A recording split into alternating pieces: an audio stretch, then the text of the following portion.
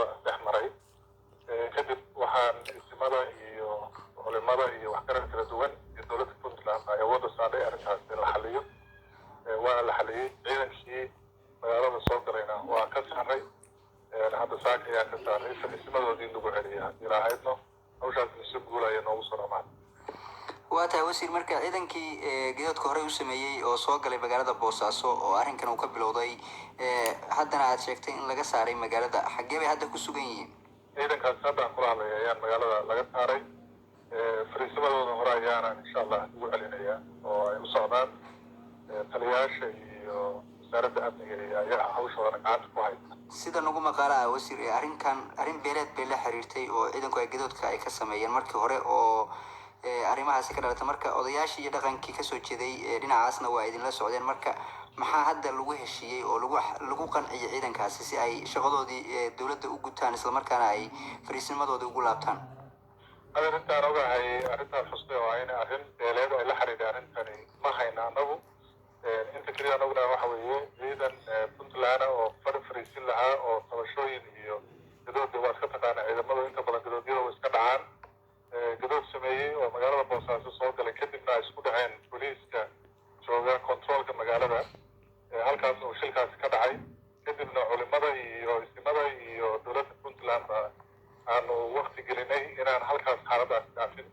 ciidankiina sidaas ayna ku dhamaatay arrintii magaaladana hadda uga saaray ciidankiina fariisimadoodii ay ku laabanayaan haddii alle waa tahay hadda marka jawiga magaalada iyo shaqooyinkii dowladda iyo ciidamada ammaanka waa sida hadda ما شاء الله أول إنما هلا كان واح استبدل مجال كان عايز مشرين حارة مجال عادي بهاي على واحد كوكو من إذا كلية كنترول كمجال عادي كان عادي أنت كده بسنة جعنتها هي اللي وهي حاسة وين ما تشوز مجال عادي وهي أول عادي بوها حاسة وعادي واحد استبدل وعرفتها في أول قصة من سنة مشرين حاسة عيدا كي وكسر وحول من حالة عادي يتصون وقت البوليس كي حالة إرادة سيدي هاي ردوان السوداء وشغينيان أول لو واحد بدلا وما دعين ويشدي إن درها القلب مركي عيدا كاسي مقالة صوقلين هؤلاء اسكولات كي يدفقوا يبقين أو اللي اسكولات كخارق الحافظة إليها عيدا مستقين أيها لفستحي أرنتها سنرنتي للقلين أيها كبحرين أو شعب كثيرين إن السامين تنوعها سيتماتو اسكولات في دريمان خلخل كنوعها إنك استوصن عين إذا خلخل أمني ويمد لكن ما دام مسؤولية أنه نحينه لكن ما نقبل حنينا dadkan waxaan u sheegaynaa xaaladdu inay sugan tahay wax dhiban aysan jirin ciidankaasna fariisimadoodii lagu celiyay waa tahay ugu dambeyntii wasiir